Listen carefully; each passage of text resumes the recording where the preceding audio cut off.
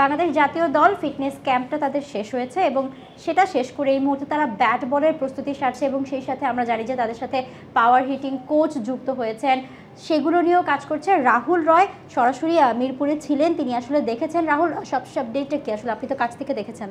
না, ধরেন গতকালের আগ পর্যন্ত বাংলাদেশ দল ফিটনেস নিয়ে কাজ করেছে। আমরা দেখেছি প্রায় 1 সপ্তাহ জুড়ে তারা ফিটনেস নিয়ে স্কিল ট্রেনিং করেছে, ফিটনেস ট্রেনিং করেছে তারা। আমরা দেখেছি ফিটনেস টেস্ট হয়েছে এবং কঠিন পরিশ্রম করার কিছু ভিডিও আমরা দেখেছি যে প্লেয়াররা মানে গরমে আর কুলিয়ে উঠতে পারছেন না, হাঁপিয়ে যাচ্ছেন, অনেক কষ্ট হচ্ছে।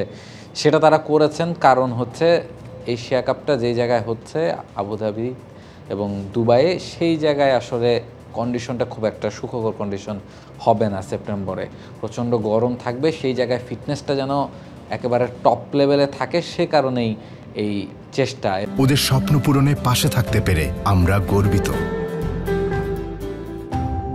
এবং এরপরে আজকের যে চিত্র আমরা দেখতে পাচ্ছি যে ব্যাটে বলের অনুশীলনটাও কিন্তু গতকালকে থেকেই শুরু হয়েছে।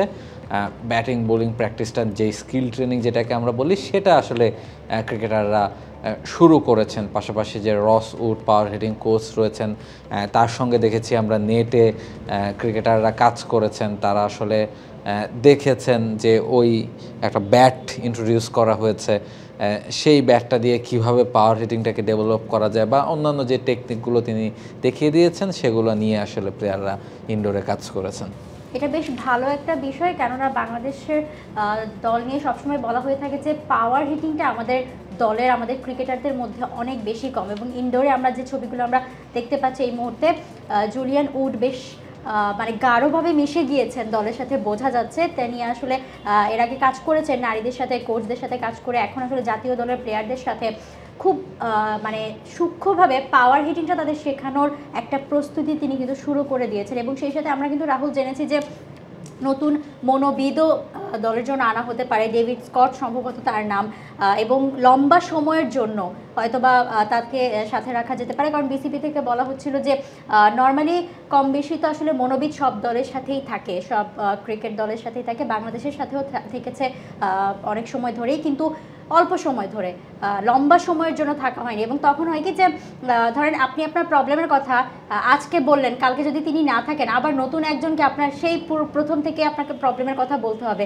সো সব কিছুই কিন্তু তখন একটা মানে ঘুরিয়ে পেঁচিয়ে একটা জগা খিচুড়ির মতো হয়ে যায়। ক্রিকেটারদের জন্য একটা স্ট্রেসফুল যে আমি আসলে লম্বা সময়ের জন্য কারোর সাথে মানে পার্সোনালি যে কথা বলবো, সবটা খুলে বলবো, শুধুমাত্র টেকনিক্যাল বিষয়গুলোও না, কারণ মনোবলের একটা বিষয় থাকে। আমরা জানি যে ক্রিকেটারদের সোশ্যাল মিডিয়া থেকে শুরু করে সব জায়গা থেকে কী পরিমাণ কথা, কী পরিমাণ আক্রোশের ভেতর দিয়ে যেতে হয়েছে, সব কিছু মিলিয়ে বাংলাদেশ দল একটা লম্বা সময়ের জন্য যদি মনোবিদ পান, বেশ ভালো হবে। এবং রিসেন্ট যে কার্যক্রমটা জাতীয় দলে রয়েছে, ফিটনেস ক্যাম্প তারা শেষ করেছেন এবং মনোযোগটা আপাতত ব্যাট বলে রয়েছে, সেই সাথে পাওয়ার হিটিং নিয়ে তো কাজ করছে। আর 18 আগস্ট পর্যন্তই ঢাকাতে থাকবে তাদের এই প্রস্তুতি পর্ব। এরপর সিলেটে যাবে। সিলেটে আসলে তারা কি করবে? নেদারল্যান্ড সিরিজ তো রয়েছেই, তার আগে তারা আসলে আর কি কোনো কার্যক্রম রয়েছে কিনা? সিলেটে আসলে কন্ডিশনিং ক্যাম্পটা হবে সেই জায়গায় ভালো উইকেটে খেলে মানিয়ে নেওয়ার যে ব্যাপারটা, এবং মূলত নেদারল্যান্ডসের সিরিজের চেয়েও আমি বলতে চাইবো যে এশিয়া কাপের প্রস্তুতিটা নেয়া, যেহেতু এই নেদারল্যান্ডস সিরিজের ঠিক পরপরই বাংলাদেশ দল এশিয়া কাপে খেলতে যাবে এবং তারপর সেখানে আবার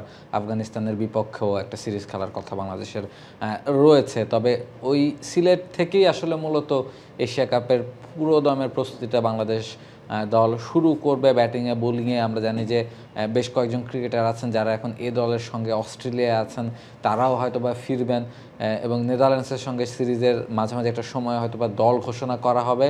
ফলে সেই জায়গাটা থেকে বাংলাদেশ দলের ক্রিকেটাররা নিজেদের সর্বোচ্চ যে প্রস্তুতিটা সেটাই নেওয়ার চেষ্টা করছেন এশিয়া কাপের জন্য। কারণ আমরা সবসময় দেখেছি যে এশিয়া কাপটা আসলে বাংলাদেশের জন্য একটা বড় টুর্নামেন্ট, বা বাংলাদেশ আসলে সবসময় কম বেশি ভালো করে থাকে এশিয়া কাপে। বেশ কিছু সুখস্মৃতি আমাদের রয়েছে, ফলে দুঃখের স্মৃতি এক্স্যাক্টলি, মানে যখন আপনি আসলে ভালো করবেন তখনই আসলে আপনি দুঃখের ব্যাপারটা আসে। যখন আপনি কোনো রকম বেলই পাচ্ছেন না, তখন তো আসলে দুঃখ পাওয়ারও তেমন কোনো সুযোগ নাই। ফলে আপনি ভালো করেছেন, সেই জায়গায় ডোমিনেট করেছেন, একটুর জন্য চ্যাম্পিয়ন হতে পারেননি, সেই আক্ষেপগুলো আমাদের আছে। ফলে এরকমই একটা প্ল্যান নিয়ে এবারও কিন্তু এগোচ্ছে এবং ফিটনেসটা নিয়ে এই জন্যই এত বেশি জোর দেওয়া হচ্ছে, যেন পুরো টুর্নামেন্ট জুড়ে সবাই যেন ফিট থাকে, সবাই যেন 100% দিতে পারে।